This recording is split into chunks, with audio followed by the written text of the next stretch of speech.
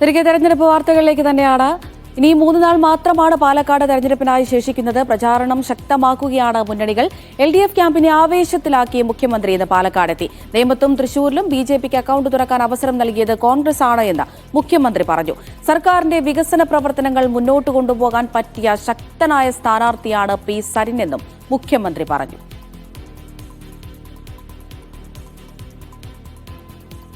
പാലക്കാടിന്റെ പൊതുവായ വികസനം, നമ്മുടെ നാടിന്റെ സംസ്ഥാനത്തിന്റെ പൊതുവികസനത്തോടൊപ്പം പാലക്കാടിന്റെ പ്രത്യേകമായ വികസനവും ഉറപ്പുവരുത്തുന്ന ഒന്നായിട്ടാണ് ഇത് മാറാൻ പോകുന്നത്. ഇത്തരം കാര്യങ്ങൾക്ക് ശക്തനായൊരു വക്താവ് കൂടി ഞങ്ങളോടൊപ്പം ഉണ്ടാകേണ്ടതുണ്ട്. അതിന് പറ്റിയ മിടുമിടുക്കനായ ഒരു സ്ഥാനാർത്ഥിയാണ് ഡോക്ടർ സരിൻ.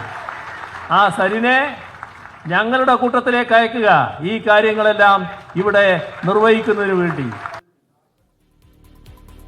ഷബീർ ഉമർ വിവരങ്ങൾ നൽകാനായി തത്സമയം ചേരുന്നുണ്ട്.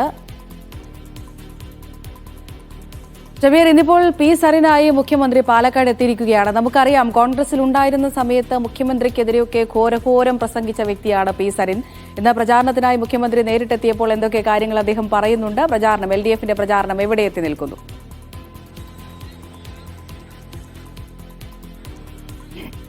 അമൃത, ഈ പരസ്യ പ്രചാരണം അവസാന ഘട്ടത്തിലേക്ക് എത്തി നിൽക്കുമ്പോഴാണ് CPMന്റെ അല്ലെങ്കിൽ LDFന്റെ താരപ്രചാരകനായി മുഖ്യമന്ത്രി പിണറായി വിജയൻ പാലക്കാടേക്ക് എത്തിയത്.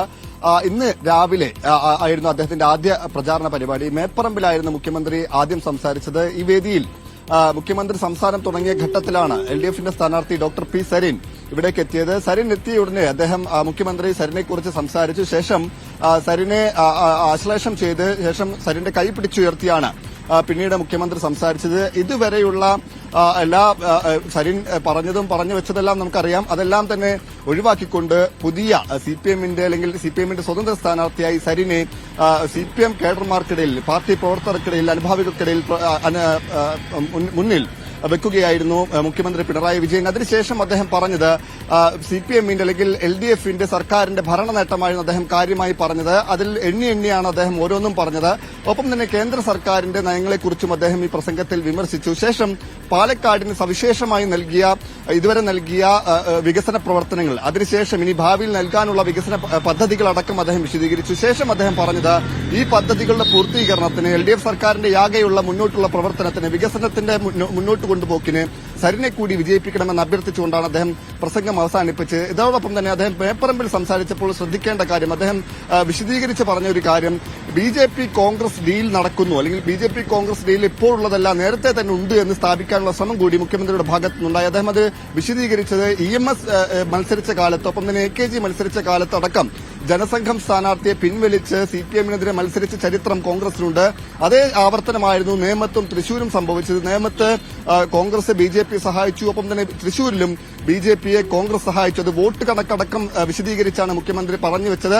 അതായത് പാലക്കാട്ടും ആ നിലയ്ക്ക് ഡീലുണ്ട് എന്ന് പറയാനായിരുന്നു മുഖ്യമന്ത്രി ശ്രമിച്ചത്. അദ്ദേഹം നേരിട്ടത് പറഞ്ഞില്ലെങ്കിൽ പോലും ചരിത്രം പറഞ്ഞ് അദ്ദേഹം അക്കാര്യത്തിലേക്കാണ് വിശദീകരിച്ചു വന്നത്. അതിനുശേഷം ഉണ്ടായ പരിപാടിയിൽ, അതിനുശേഷം മാത്തൂരിലായിരുന്നു മുഖ്യമന്ത്രിയുടെ പരിപാടി. അതിൽ അദ്ദേഹം കാര്യമായി ഇത്തരം വിമർശനങ്ങൾ നടത്തിയില്ല. കൃത്യമായി ഭരണനേട്ടം മാത്രമാണ് പറഞ്ഞത്. ഒപ്പം തന്നെ ശ്രദ്ധിക്കേണ്ട കാര്യം, മുഖ്യമന്ത്രിയുടെ ആദ്യ പരിപാടി നടക്കുമ്പോഴാണ് സന്ദീപ് വാര്യർ BJP വിട്ട് കോൺഗ്രസിലേക്ക് പ്രവേശിക്കുന്നത്. അപ്പോൾ നമ്മൾ പ്രതീക്ഷിച്ചിരുന്നു സന്ദീപ് വാര്യരുടെ BJPയിൽ നിന്ന് കോൺഗ്രസിലേക്കുള്ള പ്രവേശനത്തെക്കുറിച്ച് മുഖ്യമന്ത്രി എന്തെങ്കിലും പറയുമെന്ന് നമ്മൾ പ്രതീക്ഷിച്ചിരുന്നു. പക്ഷേ അദ്ദേഹം അതിനെ സംബന്ധിച്ച് ഒന്നും പറഞ്ഞില്ല.